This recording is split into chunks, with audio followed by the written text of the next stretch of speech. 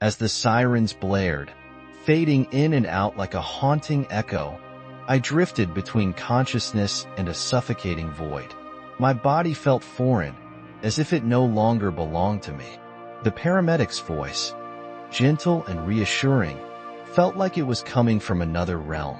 My mind struggled to hold on to reality, but it was slipping away. And then, just as the chaos seemed unbearable, I felt a sudden stillness, a quiet that wasn't peaceful but unnervingly absolute. I was no longer in the ambulance. In an instant, I found myself suspended in darkness, a vast, infinite void that swallowed everything, even the faintest trace of light. I couldn't feel my body, but I was acutely aware of myself, as if I had been stripped down to my very essence. It wasn't fear that gripped me at first, it was confusion. Where was I? What was happening? The silence was deafening, and then, like the faintest whisper, I heard it, a low murmur growing louder and closer. Shadows began to take form, shifting and twisting in ways that defied logic. They weren't people, not anymore, but remnants of what they once were. Faces distorted in anguish, eyes hollow and lifeless, yet somehow burning with despair. These figures writhed as if trapped in an eternal torment, their cries a chorus of agony that pierced through the void. I wanted to move, to run, but there was no ground beneath me, no sense of direction. I was floating, yet anchored by an unseen force. One of the figures turned toward me, its gaze locking onto mine. It wasn't just looking at me. It was looking through me, peeling back every layer of my being. A cold, malevolent voice echoed from the shadows. "You don't belong here, yet." The word struck me like a blow. What did it mean? My mind raced with questions, but there were no answers. Suddenly, the darkness grew heavier, almost suffocating, as if it were alive, pressing against me with an unbearable weight. The air, or whatever surrounded me, felt thick and oppressive. I gasped for breath, but it was futile. In the distance, I saw it, a faint glow, barely discernible against the overwhelming blackness. It grew brighter, steadier, cutting through the shadows like a blade. And then, emerging from the light, a figure appeared. Its form was cloaked in radiance, so intense it was impossible to discern any details. But its presence was undeniable, a force so powerful, so overwhelmingly good, that the darkness seemed to recoil in fear. As the figure drew closer, the shadows around me began to fade, their anguished cries turning to distant echoes. The figure didn't speak, but its voice resonated within me, a soundless message that reverberated through my soul. "You are not finished yet." Before I could comprehend what was happening, the scene shifted. The darkness dissolved, replaced by a brilliant expanse of light.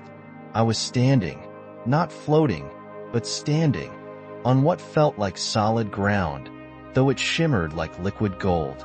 The air was warm, and a sense of peace unlike anything I had ever known washed over me.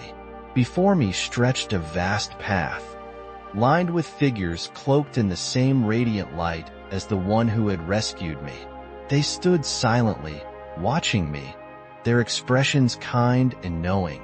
At the end of the path was a massive gate, its surface intricately adorned with symbols that seemed to shift and dance as I looked at them. The gate exuded an aura of overwhelming love and serenity, and I felt an almost magnetic pull toward it. But as I took a step forward, the tranquility was interrupted. A voice, deep and resonant, called out from behind me, "Isabella." I turned, and the light dimmed slightly. Standing in the distance, partially obscured by shadows, was another figure. This one was not cloaked in light, but in a dark, ominous aura that seemed to ripple with malice. Its presence sent a chill through me, and I instinctively stepped back. The figure pointed at me, its voice sharp and accusing. You think you're ready for what lies ahead? Look behind you. I turned again, and the golden path vanished. In its place was a sprawling landscape of every moment in my life. It was as if time had unraveled, laying out each choice, each action, each missed opportunity like a tapestry. The joyful memories were there. My family dinners, the laughter, the small, cherished rituals. But they were interwoven with moments I wished I could forget. Times I had been selfish, times I had chosen pride over humility, times I had let fear dictate my actions. Tears streamed down my face as I watched scenes of my life play out before me. The figure in the shadows sneered. You think you're deserving of that light? It spat, gesturing toward the glowing gate. Look at your failures. Look at the pain you've caused. Do you think you can simply walk forward and leave all of that behind? I fell to my knees, overwhelmed by the weight of my own regrets. The accusations were true. I had made mistakes, hurt people I loved, and taken so much for granted. The light surrounding me dimmed further, as if my own guilt was pulling me back into the shadows. But then, another voice spoke. It was soft but firm, a gentle yet unyielding presence that seemed to come from everywhere and nowhere at once. Isabella, the mistakes of your past do not define you. Redemption is not earned, it is given. The only question is, will you accept it? The radiant figure appeared beside me again, extending a hand. Its light pushed back the darkness, and the accusing figure recoiled, its sneer replaced by a look of fury. She doesn't deserve it, it hissed before vanishing into the void. I hesitated, staring at the hand offered to me. Am I worthy? The question echoed in my mind, but the figure didn't waver. Its presence radiated love, patience, and an unspoken truth. I didn't have to be worthy. I just had to be willing. With trembling hands, I reached out and took hold of the figure's hand. In that moment, the weight of my regrets lifted, and a warmth unlike anything I had ever known enveloped me.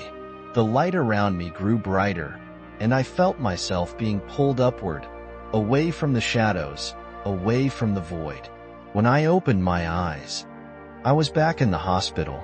The sterile white lights of the room felt blinding, but they were nothing compared to the faces of my family surrounding me. Michael held my hand tightly, his eyes filled with tears of relief. Andrew was beside him, his face a mixture of shock and joy. She's awake, someone whispered. The words barely audible over the sound of the heart monitor beeping steadily. I tried to speak, but my voice was weak. Instead, I squeezed Michael's hand, letting him know I was there, that I had come back. The doctors called it a miracle, something they couldn't explain. But I knew the truth. I had been given a second chance, a chance not just to live but to truly live, to love deeply, to forgive freely, and to embrace the purpose I had been shown. In the days and weeks that followed, I shared my story with those closest to me, then with my church, and eventually with anyone who would listen. It wasn't just a tale of survival. It was a testimony of hope, a reminder that no matter how far we've strayed, there is always a way back to the light.